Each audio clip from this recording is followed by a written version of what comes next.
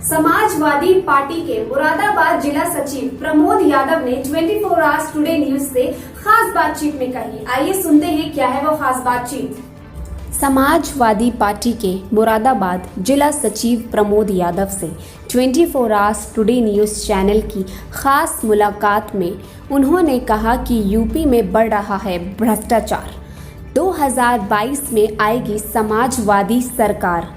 उन्होंने कहा है कि मौजूदा सरकार ना तो युवाओं को रोजगार दिला पाई है और ना ही किसानों को उनका हक।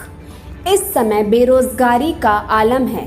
वही बताया कि समाजवादी पार्टी सर्व समाज को साथ लेकर चलने वाली पार्टी है। इसमें सभी जाति धर्मों के लोगों का सम्मान किया जाता है। राष्ट्रीय अध्यक्ष अखिलेश यादव जी की प्रशंसा करते हुए समाजवादी पार्टी सरकार में किए गए विकास कार्य के बारे में भी बताया।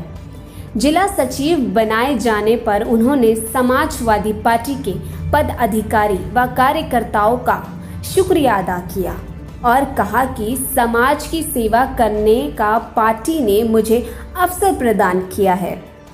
नमस्कार, मैं लोकेश और आप देख रहे हैं 24 आवर्स टुडे न्यूज चैनल। आज मैं हूं, देखिएगा, समाजवादी पार्टी के जिला सचिव प्रमोद जी के पास और इन्हें अभी जो समाजवादी पार्टी ने जिला सचिव मनोनीत किया है।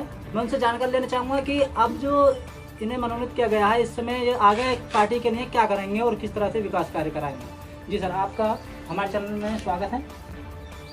नमस्कार सर, मैं जानना चाहूँगा, आपको समाजवादी पार्टी ने जिला सचिव मनोनीत किया है इस समय, तो किस तरह से आप विकास कार्य और किस तरह से पार्टी के बारे में आप आगे की जो प्रक्रिया है चालू कराएंगे। मैं आभार व्यक्त करता हूँ अपने माननीय राष्ट्रीय अध्यक्ष अखिलेश यादव जी का, माननीय अपने जिलाध्यक्ष जयवीर सिंह यादव जी का, एवं माननीय श्री नवाब जान खान जी का, एवं समस्त हमारी पार्टी के कार्यकर्ता एवं पदाधिकारीगण, इन सबका मैं आभार व्यक्त करता हूँ।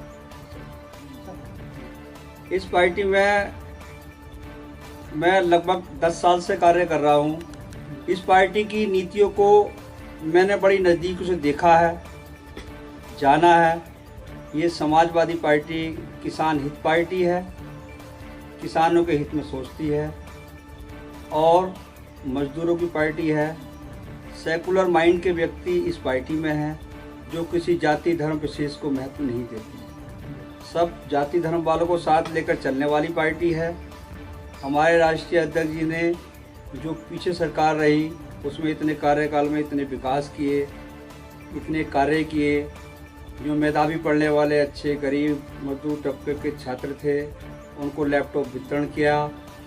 साथ में जो गरीब थे उनको साइकिल का वितरण किया। जो मजदूर थे उनको भी साइकिलों का वितरण किया।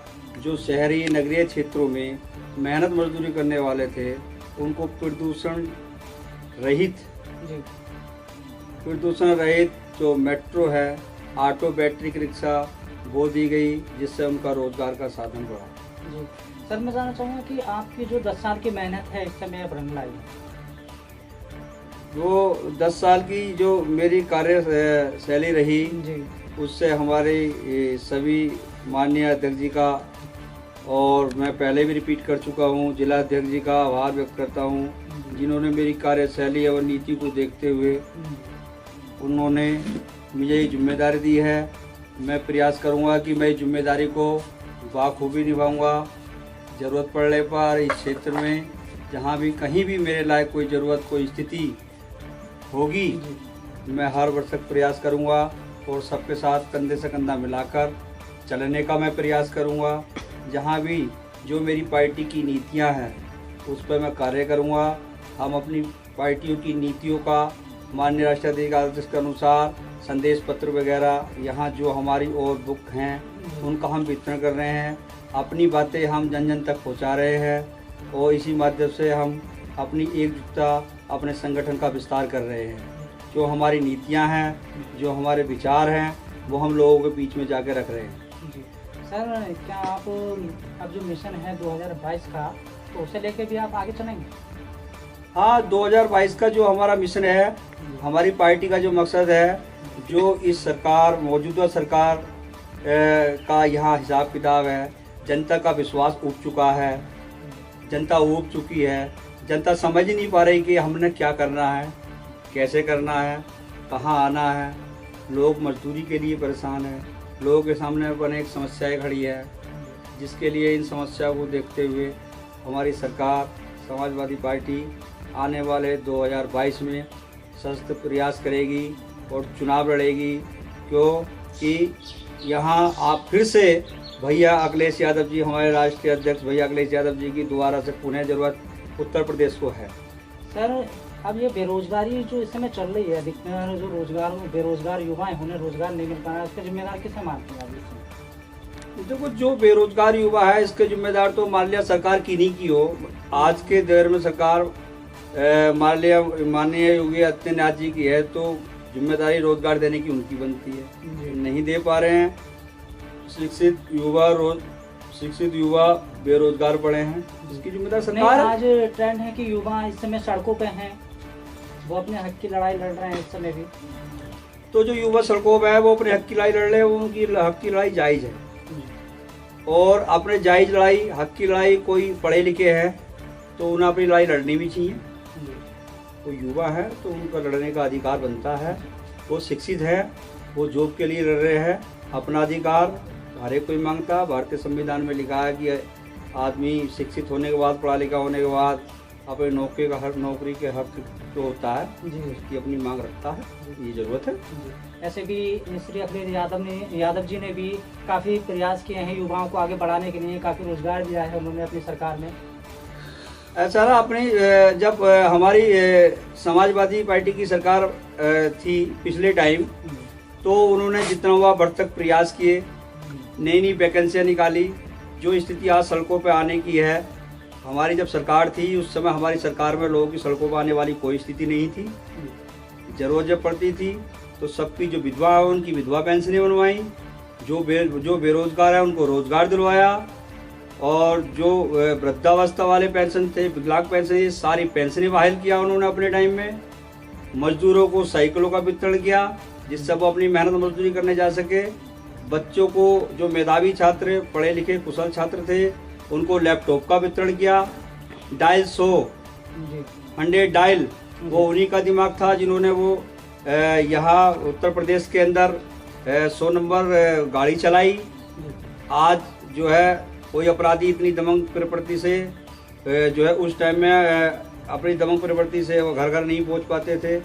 मान लिया कोई व्यक्ति दबंग था, दूसरा झगड़ा कर लेता था, उसको थाने तक नहीं जाने देता था, तो भैया ने वो 100 नंबर उपलब्ध कराई उत्तर प्रदेश के अंदर। जो आदमी फ़ोन मारते हैं तो पुलिस घर पहुंचती है। लेकिन सर मेरा ये कहना है, मानना भी है कि जो पहले योजनाएं चल रही थी, अब जो मौजूदा सरकार है योजनाएं तो आज भी उनकी चल रही है, जैसे गरीब कल्याण योजनाएं मान लीजिएगा, या और भी अधिक सारी योजनाएं चल रही हैं, तो आप उसके बारे में क्या कहना चाहेंगे? नहीं, जो योजनाएं थी वो योजनाएं तो वही माननीय हमारे राष्ट्रीय अध्यक्ष जी की रही, वो उन्हीं के कार्यकाल की रही। जितनी भी यहाँ आज किसान संपन्न हैं, और जो भी आज यहाँ लाइटों की व्यवस्था है और जो विद्युत उपकरण का निर्माण हुआ है, वो हमारे राष्ट्रीय अध्यक्ष जी, पूर्व मुख्यमंत्री अखिलेश यादव जी की देन है, जिससे आज हमारे क्षेत्र के यहाँ किसान खुशहाल हैं। उन्होंने मुख्य मार्गों को जोड़ा है, पुलों का निर्माण कराया है, किसानों का अपने टाइम में उन्होंने लोन, ब्याज, कर्ज माफ़ी भी कराई है। गन्ने का रेट 240 रुपये हुआ करता था, उन्होंने 325 रुपये प्रति कुंटल की दर से अपने कार्यकाल में बढ़ा दिया है। सर 3 साल के कार्यकाल यहाँ पूर्ण हो चुका है बीजेपी का, इन्होंने अभी भी 1 रुपया नहीं बढ़ाया। जी सर, ये अब इस समय जो कानून की व्यवस्था है वो किस तरह की है? क्या पहले से कुछ बेहतर है या उससे भी खराब हो चुकी है?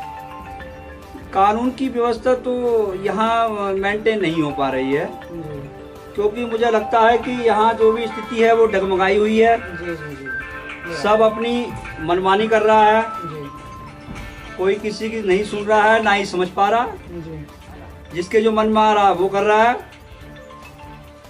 यहाँ जो व्यवस्था है पुलिस प्रशासन की, वो अपनी मनमानी चल रही है।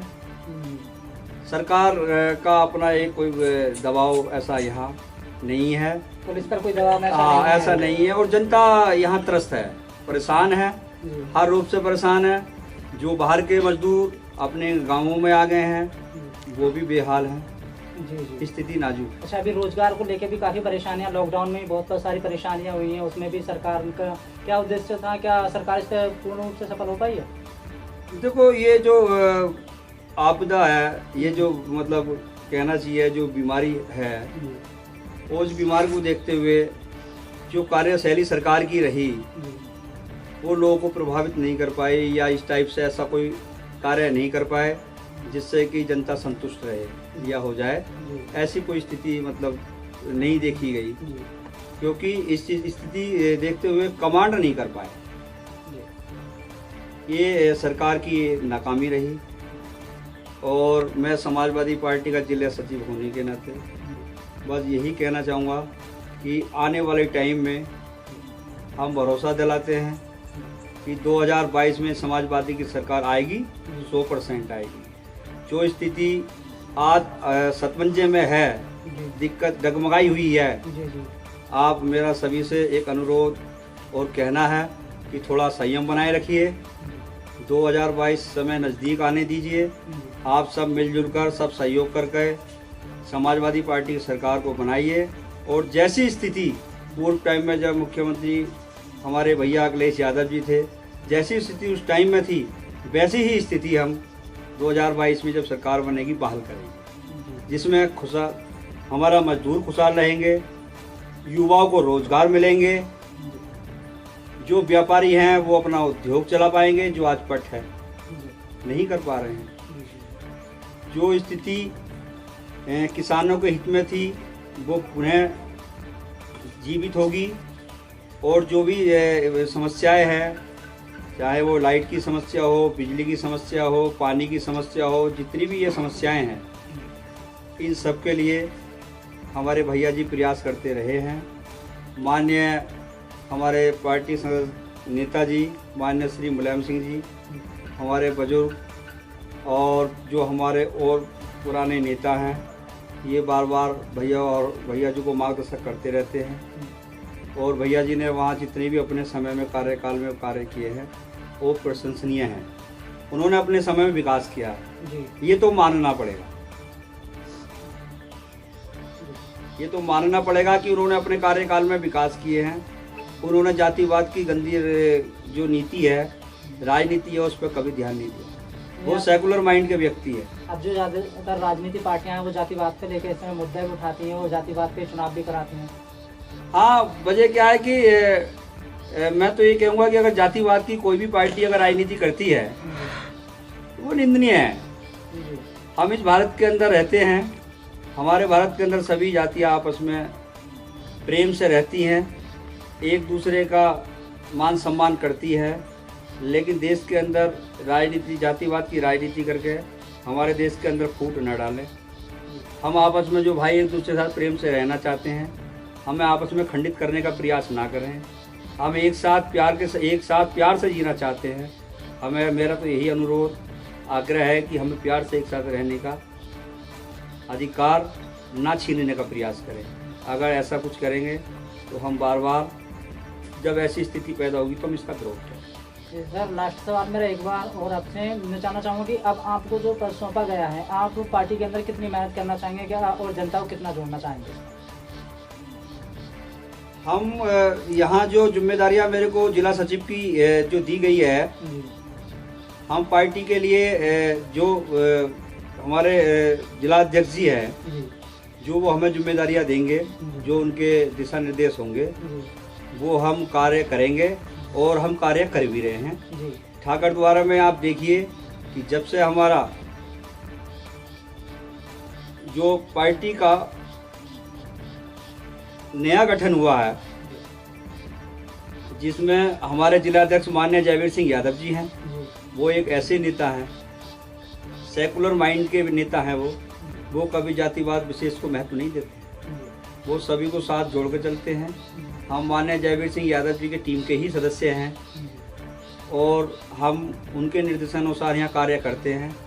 और हमने ठाकर द्वारा जिला अमराबाद, संबल, यहाँ बिलारी, जो भी मतलब हमारे ज़िले में, संबल को छोड़ते हुए हमारे अमराबाद ज़िले के अंदर जो भी जिम्मेदारियाँ यहाँ दी गई है, तो सभी हमारे जो पदाधिकारी गण हैं या जो नया गठन हुआ है सब अपना तेज़ी से कार्य कर रहे हैं और सभी जाति के लोग उसमें जुड़ रहे हैं।